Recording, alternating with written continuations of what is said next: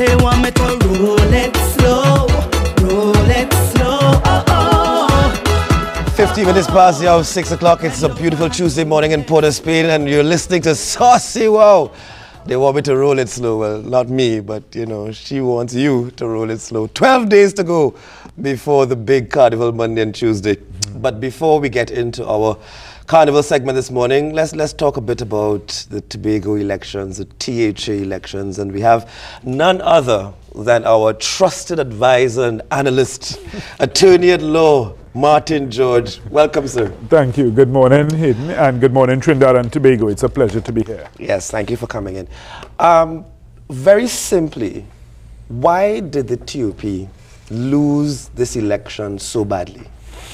It appears to be a misreading of the population, misreading of the voters, and I guess missing the signs and signals that they were possibly sending along the way.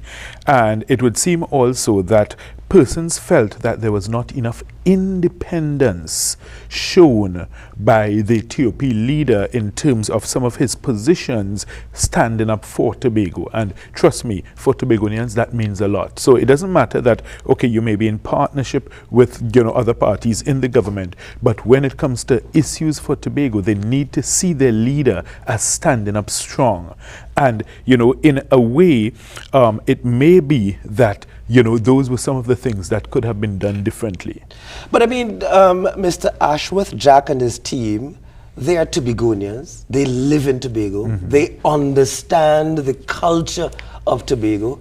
How could they misread this thing so badly? Well, were they misguided? Well, now the thing is, I don't know who were the election strategists that they used or the campaign managers that they employed for this purpose. But the point is, as I indicated to someone, it may be that if you import a style or system of electoral campaigning which does not fit the matrix for Tobago, you can end up with problems or difficulties, you know, and it may be that you can choose to, you know, if you use the analogy of the American chain store, Ross Dress for Less, right. You know, you could choose to go with Ross at a higher cost, or you may be able to dress for less and get better results. Right. And I think that's the fundamental issue there, you know, in terms of the way the campaign was, you know, marketed, you know, promoted.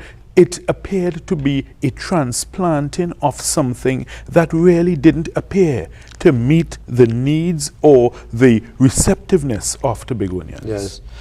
Where does the TOP now go from here? Can Mr. Ashworth, Jack, hold on to the leadership of that party? Well, I've seen statements from the party where they've indicated that they are in discussions with various arms of the party.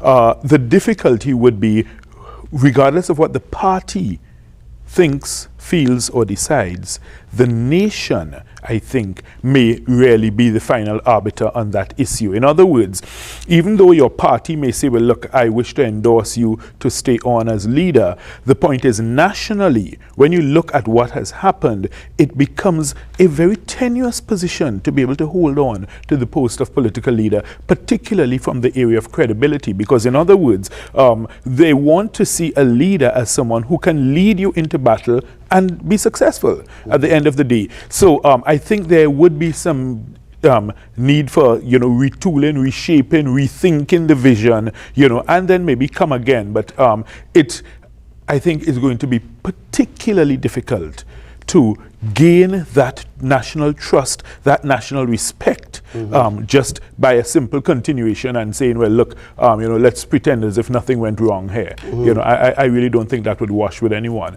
And I think additionally, there are quite a few golden opportunities that he has now, and I urge him to probably come out and make statements now, because it would begin to, I think, in the minds of the public of Tobago, you know, show that, look, you're now standing up again for things Tobago. There have been some, I think, rather outlandish statements I've heard. I have seen something from Mr. Satmaraj that I consider quite appalling, that, you know, someone is calling for a boycott of Tobago and telling persons, don't put your money there, don't go there for holidays, go up the islands. So this, I think, would be a golden opportunity for Mr. Ashworth Jack to show Tobagonians, look, hey, I'm standing standing up for you. I am going to make a statement condemning those calls. You know, I think also in terms of the issue of whether race was the deciding factor, I think the Prime Minister stood up brilliantly and made a very strong, clear, definitive statement on that issue. And I think it was also a fantastic opportunity for Mr. Jack to stand up also and come out and say to Tobagonians, hey, listen, I am not buying into this, you know, nonsense about race was the deciding factor. I stand here and I'm telling you that I don't think it was so. So I think those are two fantastic opportunities that he had, and I guess possibly still has. But this is not in keeping. This is not in keeping with his modus operandi, and he has not been known to stand up on these issues unless he has the full support of the PP government behind him. Well, and this, I think, has been part of the reason for the demise. So, in other words, if you want, I mean, they always said madness is continuing to do the same things over and over again and expecting different results. So, if that's what you've been doing, and you see the result that you've gotten, then clearly you need to break the mold. Right. You need to free yourself from those shackles and come with something different that can show Tobagonians that, look, hey, I am standing up for my people. Is it possible that the only way for the TOP to regain some amount of credibility amongst the Tobagonian electorate is that they may actually have to withdraw from the partnership? It may not at all be anything so drastic or draconian. You may not need to take such drastic steps, but you need to be able to show, and let me tell you, a lot of it comes down to the leader. You need a leader who is young, bright, articulate, intelligent, who can show that strength of character, that strength of purpose, that resolve to be able to say, well, hey, listen, even though I'm in partnership with the government, okay, on certain issues when it comes to Tobago, let me speak. Let me be the person to take the lead. I will take the advice from my partners in government. I will listen to them, but let us ensure that Tobagonians see me as leading on these issues. And I think there wasn't enough of that. And I guess maybe even on the campaign trail, the way it played itself out, maybe there was not enough of Mr. Jack taking that lead. And it almost looked as if, well, you know, he might have been a sideshow as part of, you know, an imported campaign from Trinidad. Yes. When you take a step back and look at the entire scenario, I mean, from the time the bell was rung for the THA election, this particular THA election, 2013, took on an entire it was like a general election. It was like a general election. Indeed, yes. It was. Why did this particular THA election emerge as such an intense and hotly contested assembly election? I think it's clearly because of the two upcoming elections, the local government elections, the general elections in 2015. The two Tobago seats could be pivotal in 2015. So I think both parties, both major parties, have recognized this, and they are starting from now to lay the groundwork. So in other words, they both saw a win in the THA elections as a precursor to possibly winning those two seats. Right. Because if you have anything that is close in Trinidad, those two seats could be, you know, everybody would like to know you have two safe seats for sure, you know. Right. So I think that's one thing that they all are looking at. Then you also look at it in the sense that it was seen in a way as a referendum on the government's performance, because for whatever reason the government pitted itself so fully into this election. So in other words, it was almost as if, well, it was not just a vote for the TOP, but an endorsement or, you know, a vote of approval for the government. Right. And the thing is now, that is great if it works with a win. If it doesn't, then it becomes a two-edged sword, and you are cut by your own blade. But did the government unwittingly turn it into a referendum on its performance? Well, I think that is exactly what happened at the end of the day, because of the heavy involvement, because you had lots of ministers going across. So I think at the end of the day, that's what happened. So in hindsight, of course, everyone has 20/20 vision, and you know, there are things that I guess everyone would have done differently had they known the way things would play out. But the point is that as it went, I think the population saw it as that, and because of the heavy involvement of the government in the elections, it was almost as if, well, look, this is our partner, vote for us. Yes. Well, let's talk about the way forward for the THA under the current circumstances and shift our focus to the whole question of governance. Now, all 12 assembly seats have been won by the PNM. So essentially, there is no minority leader in the THA. Now, the question is therefore this. In the context of good governance, shouldn't there be an opposing voice in the assembly for the sake of the strength of the democracy? Well, I mean, that question, I mean, it answers itself. I think everybody would agree. I think Mr. London and all has recognized that, you know, without that check and balance, you know, it is not a good thing. But of course, it's not anybody's fault that it worked out this way.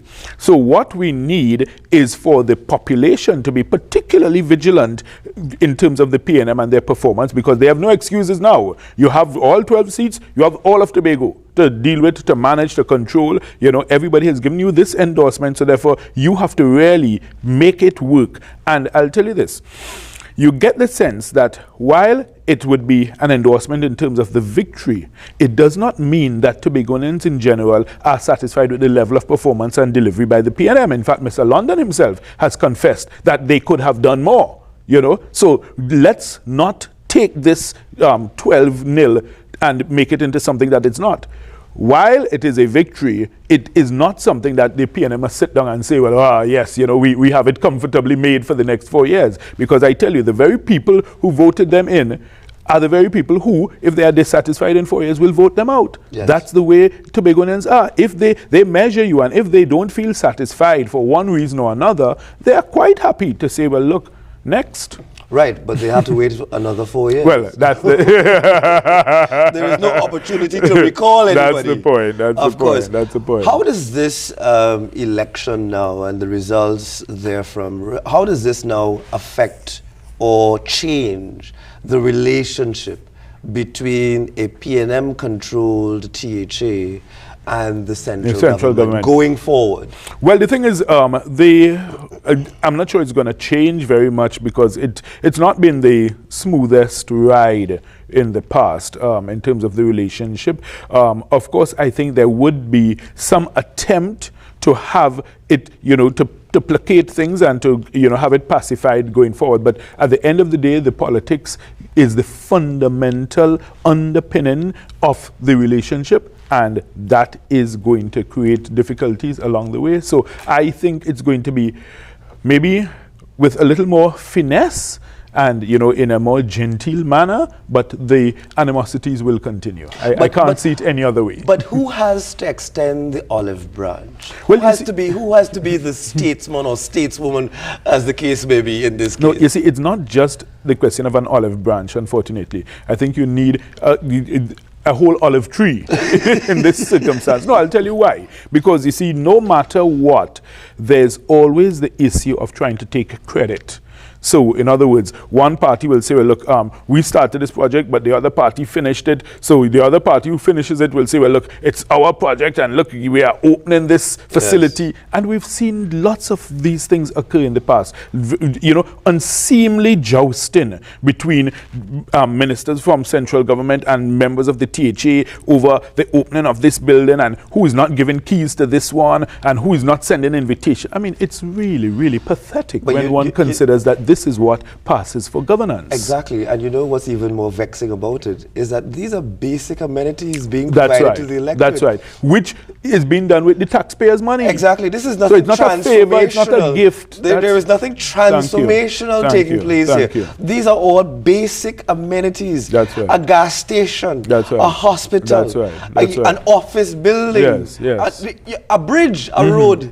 These are all basic amenities that our politicians seem to... And they've been fighting over those little issues. So the point is, as I say, I can't really see that there's going to be any, you know, dramatic change or any quantum leap in improvement in the relation. As I say, it may be handled with a little more delicacy, tact, and finesse, but the animosities will continue. But in essence, this country has now been placed in full election mode for the next 2 years.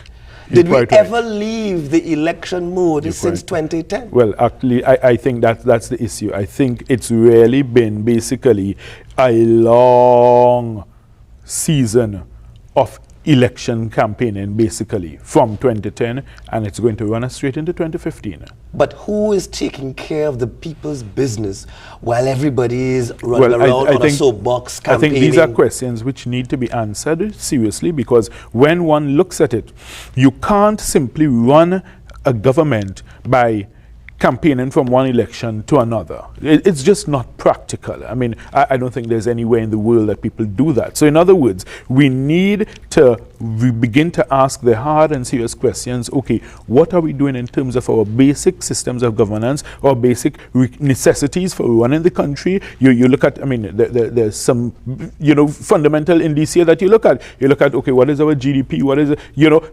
those are the things you look at when you're talking about running a country. Yes. You look at your provisions of goods and services, your provision of basic health care, education for your citizens. Now, the point is, while that might be done at the micro level, the point is you must have a macro vision where the government is saying, hey, listen, this is our vision for the future. This is where we are taking this nation.